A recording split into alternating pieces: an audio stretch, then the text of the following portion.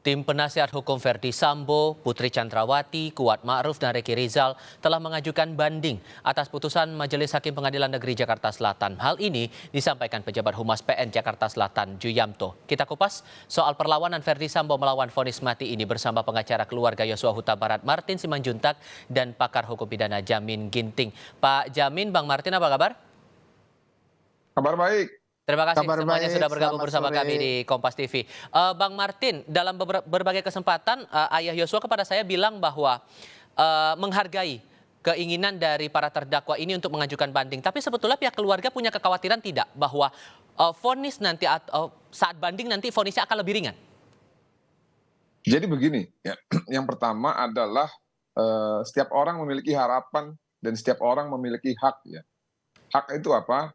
Hak untuk mempertahankan dirinya secara konstitusional. Jadi tidak bisa kita atas dasar kehilangan ataupun dasar kebencian menghalang-halangi orang yang sedang didakwa, orang yang sudah divonis di tingkat 1 untuk tidak banding gitu ya. Jadi apa yang dilakukan oleh klien saya itu sudah tepat statementnya. Lalu yang kedua, tadi mengenai harapan ya, ataupun karena para terdakwa ini banding, tentunya ada harapan dari keluarga agar seperti apa gitu ya. Kalau yang saya tangkap, yang pertama, klien kami sudah mengucapkan terima kasih kepada pengadilan negeri.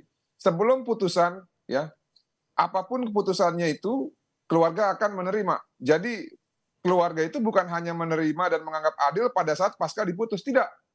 Sebelum, ingat loh, sebelum putusan itu diketok oleh Bapak Wahyu Iman Santoso, keluarga itu sudah akan siap menerima apapun. Nah, saya pikir juga sama.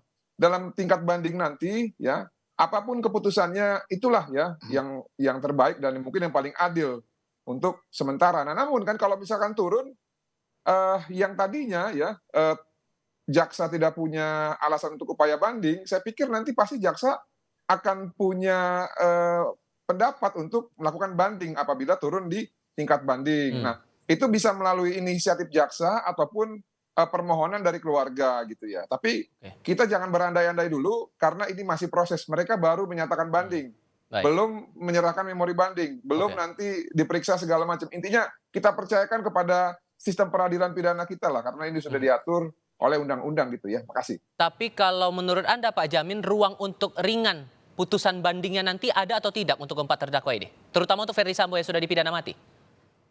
Ya, kalau kita melihat konteks upaya banding itu kan hak daripada terpidana ya, karena mereka sudah diputus, hak terpidana untuk mengajukan upaya banding. Setiap konteks hukum di Indonesia itu ada sedikit perbedaan ya dengan konteks hukum common law system. Jadi semuanya tergantung kepada hakim. Dia tidak terikat untuk apa yang diputuskan oleh hakim yang sebelumnya. Jadi dia bisa saja memutus lebih, ini kan hukuman Verdi Sambo maksimum ya, hukuman mati. Bisa saja hukumnya lebih rendah asalkan ada dasar-dasar hukum yang bisa dijadikan pertimbangan untuk memutuskan lebih rendah. Contoh ya, kalau hakim menyatakan tidak ada hal-hal yang meringankan dalam konteks keadaan Verdi Sambo, bisa saja hakim pengadilan tinggi menyatakan ada dan patut dipertimbangkan prestasi yang sudah dilakukan oleh Verdi Sambo selama masa jabatannya sebagaimana yang sudah disampaikan oleh penasihat hukum dalam pledoi. Nah, kalau itu menjadi dasar, kemungkinan juga bisa lebih rendah. Atau juga pengadilan tinggi bisa menguatkan apa yang sudah diputuskan oleh Pengadilan Negeri Jakarta Selatan. Seperti itu. Kalau kemudian dikaitkan dengan yang heboh belakangan ini, Ya. dengan KUHP baru ada kekhawatiran bahwa vonis mati ini tidak akan diterapkan bagi Verdi Sambo. Itu masih masuk akal atau tidak menurut Anda? Ya, tentu lihat situasi dan kondisi. Pertama, saya ingin mengatakan ya, KUHP baru itu kan baru berlaku 3 tahun yang akan datang.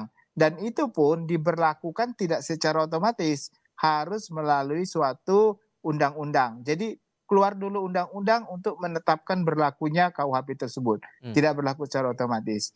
Lalu berikutnya, kalau dia dipidana sekarang, belum ada putusan yang mempunyai kekuatan hukum tetap, belum ingkrah, baru berlaku nanti ketentuan KUHP yang baru, maka di pasal 100 itu ada yang menyatakan bahwa kalau ada pidana 2 peraturan yang bertentangan atau dua peraturan yang berlaku sekaligus dalam suatu perbuatan, baru dia diadili dan belum ingkrah, maka ada hal yang meringankan yang diterapkan. Oke. Itu kalau berlaku, Oke. tapi kalau tidak berlaku, kalau sudah ingkrah ya pasti berbeda lagi. Baik. Walaupun ya pandangan ini sekali lagi saya katakan ada dilema yuridis juga ini mengenai penetapan undang-undang Baik. KUHP baru ini. Baik. Apakah ditetapkan dalam putusan atau secara otomatis mendapatkan hak Nah, untuk mendapatkan Perpres tersebut. Itu yang Oke. menjadi permasalahan. Bang Martin, kalau kemudian nanti, karena kan kalau kita ingat lagi, pihak Sambo menyatakan bahwa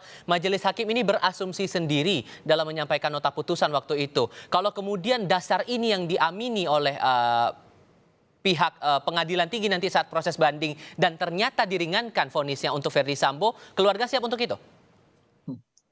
Jadi gini ya, Bang ya. Pembuktian pidana itu kan tulisnya 184 ya, 183 ya. Hakim memutus berdasarkan 2 alat bukti itu ya. Nah, kalau dibilang asumsi, asumsinya yang mana? Jangan kita generalisir semua itu hanya asumsi dan halusinasi. Itu namanya logical fallacy gitu ya. Jadi ilmu-ilmu seperti ini ilmu-ilmu yang ketinggalan zaman gitu ya, dan sangat tidak tepat apabila berkas putusan yang segitu tebal hanya dibantah dengan 2 kata ya, asumsi dan halusinasi. Ini sangat tidak kreatif menurut saya. Karena kenapa? Faktanya ya, yang dibilang halusinasi dan asumsi tersebut terbukti secara sah dan meyakinkan berdasarkan bukti-bukti yang sudah dibacakan oleh majelis hakim. Oke. Nah, kalau tidak setuju, bandinglah ya, banding, buktikan. Kalau kalian bisa membantah atau mematahkan dalil jaksa penuntut umum, ataupun tambahkan hal-hal yang meringankan untuk bagian akhir sebagai penutup. Manakala mereka tidak bisa membantah pembuktian yang sudah dilakukan oleh JPU. Ini kan masih ranah fakti ya. Masih judeks fakti, masih ranah fakta, tapi pemeriksaannya tertutup. Nah, namun tadi saya mau menambahkan sedikit yang disampaikan oleh abang kita Bang Jamin Ginting mengenai prestasi. Sayangnya gini ya, tanpa mendahului keputusan ataupun penilaian dari Majelis Hakim Pengadilan Tinggi, menurut saya kalau hal tersebut yang digunakan itu tidak akan bekerja optimal. Kenapa? Karena dampak yang dihasilkan oleh terdakwa Verdi Sambo itu justru destruktif terhadap institusinya dan juga negara gitu ya. Kan salah satu pertimbangan yang berat kan itu. Nah, lebih baik cari hal-hal yang lain ya, yang lebih substansial, yang tidak dikaitkan dengan jabatannya. Kalau saya ya, kalau saya jadi mereka. Demikian. Selain kita juga melihat ada proses banding yang dilakukan 4 terdakwa, dari keluarga almarhum Yosua juga melaporkan lagi nih Verdi Sambo dan Putri Chandrawati, entah itu di Polres Metro Jakarta Selatan dan juga ke Barreskrim kemarin kan. Sebetulnya dari pelaporan ini, apa yang diharapkan sebetulnya dari pihak keluarga Yosua? Jadi gini ya, ini kan perbuatan ini ada 2 pasal primer ya untuk Bapak Verdi Sambo, dan yang lain itu kumulatif. Bukan kumulatif, subsidiaritas. 340 dan 338. Nah, khusus untuk Pak Verdi Sambo itu kumulatif subsidiaritas. Tidak ada di situ diadili mengenai pencurian ya. Barang-barang dari almarhum yang sampai saat ini belum kembali, yang tidak ada dalam list barang bukti yang dijadikan barang bukti di depan persidangan. Apa itu? Handphone, laptop, lalu uang 200 juta yang diambil oleh Ricky melalui akses ilegal. Itu kan terbukti di depan persidangan. Nah, sayangnya sampai saat ini HP tersebut tidak ingin dikembalikan. Karena kenapa? HP tersebut sangat berguna, abangku. Kenapa? Untuk mengetahui sebenarnya ada apa sih dalam peristiwa ini gitu ya. Kan belum semuanya terang ini. Nah, itu kita butuhkan karena belum ada tim dari cyber ataupun Meta yang bisa merestore data-data yang ada di HP tersebut. Makanya kami akan upayakan supaya keluarga dan juga penasihat hukum untuk menghadirkan orang ahli IT yang lebih canggih gitu. Tapi itu membutuhkan HP-nya gitu loh. Ya. 4 terdakwa sudah resmi mengajukan banding dan menyatakan itu kepada pihak Pengadilan Negeri Jakarta Selatan. Bang Martin, terima kasih. Pak Jamin juga terima kasih sudah berbagi perspektif bersama kami hari ini. Sehat selalu untuk Anda berdua.